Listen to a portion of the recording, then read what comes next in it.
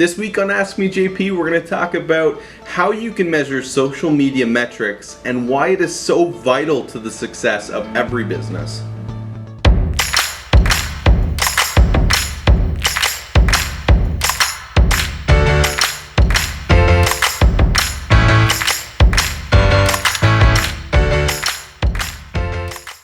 We invest so much time and resources into social media that you have to understand the metrics around your online presence.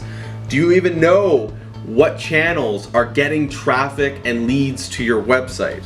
The success of your social media platforms really comes down to understanding the engagements, the traffic, and the customers that you gain from using these channels.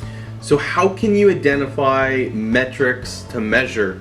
How are you able to see if your social media is successful? Well, one of the first things you can do is simply ask your new customers.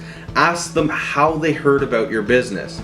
If they say, I heard about you on Google, continue to ask them, by any chance, did you happen to check out our Facebook page? Or did you happen to see our LinkedIn page before calling us today? Those little questions will go a long, long way.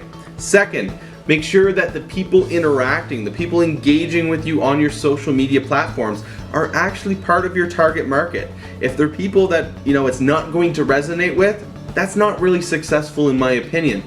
The biggest advice I can give you, and the third tip, is to build a point system. Assign points to engagements. You have your likes, your loves, all of those, and you have your comments and your shares.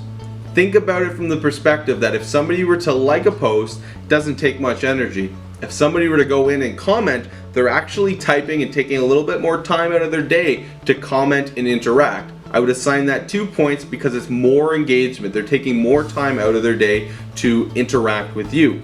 The biggest thing of all is a share. If they were to share your post, they're putting their credibility on the line and they're saying, hey, check out this awesome piece of content, and they share that with their pool of friends. And that's where social media is so powerful, is we can get a snowball effect of sharing where it opens up into new pools. Another good example is if you have YouTube, a like is much easier than a subscribe. When somebody subscribes, it's showing a different level of commitment. So assign these points, 1 point for a like or for any sort of engagement, 2 points for any sort of comment, and 3 points for any sort of share or subscribe based on the level of actual commitment that the user shows.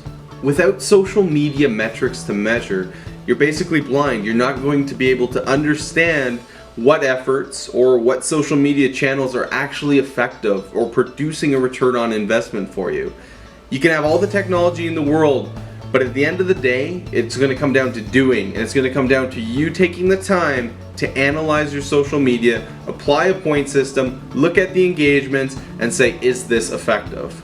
Don't forget to like and subscribe to our YouTube channel, as we have a lot more videos coming your way. And if you have any questions regarding your digital marketing or your online presence, feel free to ask me JP in the comments section below.